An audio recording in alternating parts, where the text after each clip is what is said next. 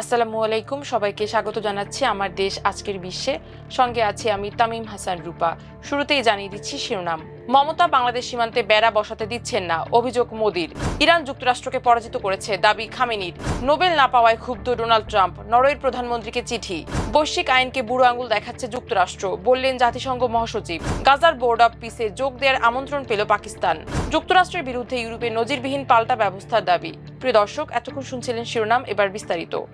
সিঙ্গুরে আয়োজিত এক জনসভায় ভারতের প্রধানমন্ত্রী নরেন্দ্র মোদী পশ্চিমবঙ্গ সরকারের বিরুদ্ধে ভারত বাংলাদেশ সীমান্তে কাঁটাতারের বেড়া দেওয়ার কাজে অসহযোগিতার অভিযোগ তুলেছেন। তিনি দাবি করেন, রাজ্য সরকার জমি অধিগ্রহণে বাধা দিয়ে অনুপ্রবেশকারীদের অবাধে ঢোকার সুযোগ করে দিচ্ছে, যাতে তাদের স্থায়ী ভোট ব্যাংক হিসেবে ব্যবহার করা যায়। মোদী অভিযোগ করেন, মুখ্যমন্ত্রী মমতা বন্দ্যোপাধ্যায় বিজেপি ও তার উপর ব্যক্তিগত ক্ষোভ মেটাতে গিয়ে রাজ্যে কেন্দ্রীয় প্রকল্পগুলো বাস্তবায়ন করতে দিচ্ছেন না, যার ফলে সাধারণ মানুষ উন্নয়নের সুফল থেকে বঞ্চিত হচ্ছে।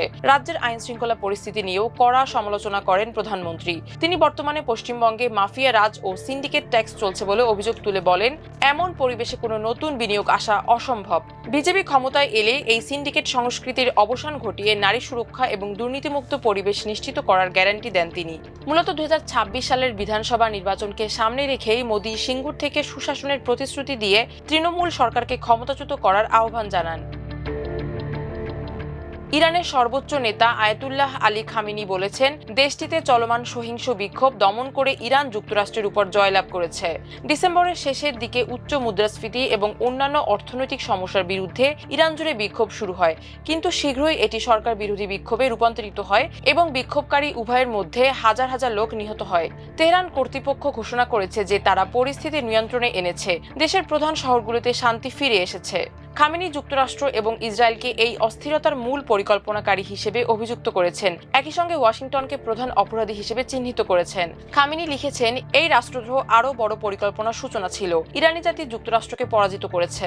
খামেনি জোর দিয়ে বলেন, ডোনাল্ড ট্রাম্প নিজেই এই রাষ্ট্রদ্রোহের সাথে জড়িত ছিলেন। বিক্ষোভকারীদের প্রতি মার্কিন প্রেসিডেন্টের প্রতিশ্রুতি, সাহায্য আসছে এবং মধ্যপ্রাচ্যে আমেরিকান যুদ্ধজাহাজ মোতায়েনের কথা উল্লেখ করেন তিনি। মার্কিন প্রেসিডেন্ট ডোনাল্ড ট্রাম্প নরওয়ের প্রধানমন্ত্রী জোনাস গাহর স্টোরকে লেখা এক চিঠিতে জানিয়েছেন যে তিনি এখন আর কেবল শান্তির কথা ভাবতে বাধ্য নন। রয়টার্সের প্রতিবেদনে বলা হয়েছে, সেই চিঠিতে ট্রাম্প ক্ষোভ প্রকাশ করে বলেন, নরওয়েজীয় নোবেল কমিটি তাকে নোবেল শান্তি পুরস্কার না দেয়ায় তিনি এখন শান্তির চিন্তা করার বিষয়ে আর কোনো দায়বদ্ধতা বোধ করছেন না। গত 16 জানুয়ারি হোয়াইট হাউসে গ্রামীণ স্বাস্থ্যসেবা নিয়ে এক আলোচনার পর এই চাঞ্চল্যকর তথ্য সামনে আসে। এই চিঠিতে ডোনাল্ড ট্রাম্প আবারও গ্রিনল্যান্ডের নিয়ন্ত্রণ নেয়ার বিষয়ে তার পুরনো দাবি পুনরাবৃত্তি করেছেন। শান্তির বদলে তার এই কঠোর ও আগ্রাসী অবস্থান আন্তর্জাতিক মহলে নতুন করে আলোচনার জন্ম দিয়েছে। ট্রাম্পের এমন মন্তব্যের পর কূটনৈতিক অঙ্গনে, বিশেষ করে নরওয়ের সঙ্গে যুক্তরাষ্ট্রের সম্পর্কের ভবিষ্যৎ নিয়ে প্রশ্ন উঠছে। তবে এই বিষয়ে নরওয়ের প্রধানমন্ত্রীর কার্যালয় থেকে তাৎক্ষণিকভাবে কোনো মন্তব্য বা প্রতিক্রিয়া পাওয়া যায়নি। যুক্তরাষ্ট্র মনে করে আন্তর্জাতিক আইন তাদের জন্য প্রযোজ্য নয়। তারা সব ধরনের আন্তর্জাতিক আইনের ঊর্ধ্বে বলে মন্তব্য করেছেন মহাসচিব অ্যান্তোনিও গুতেরেস।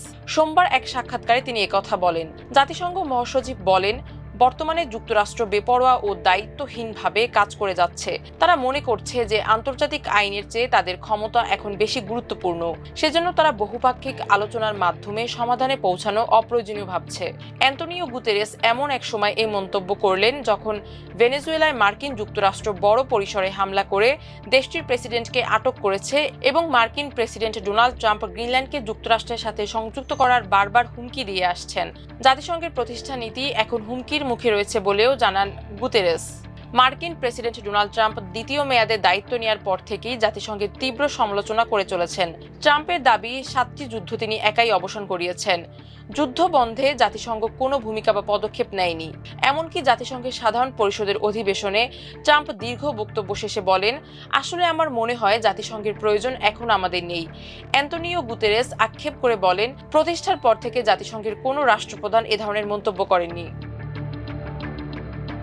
ফিলিস্তিনের গাজা উপত্যকায় চলমান সংকট নিরসনে গঠিত বোর্ড অফ পিসে যোগ দেওয়ার জন্য পাকিস্তানের প্রধানমন্ত্রী শাহবাজ শরীফকে আমন্ত্রণ জানিয়েছেন মার্কিন প্রেসিডেন্ট ডোনাল্ড ট্রাম্প। রোববার পাকিস্তানের পররাষ্ট্র মন্ত্রণালয়ের এক বিবৃতিতে এই আমন্ত্রণের বিষয়টি নিশ্চিত করা হয়। রয়টার্সের এক প্রতিবেদনে বলা হয়েছে, মধ্যপ্রাচ্যে দীর্ঘস্থায়ী শান্তি ও স্থিতিশীলতা ফিরিয়ে আনতে আন্তর্জাতিক এই উদ্যোগে পাকিস্তানের সক্রিয় অংশগ্রহণ চেয়েছে যুক্তরাষ্ট্র।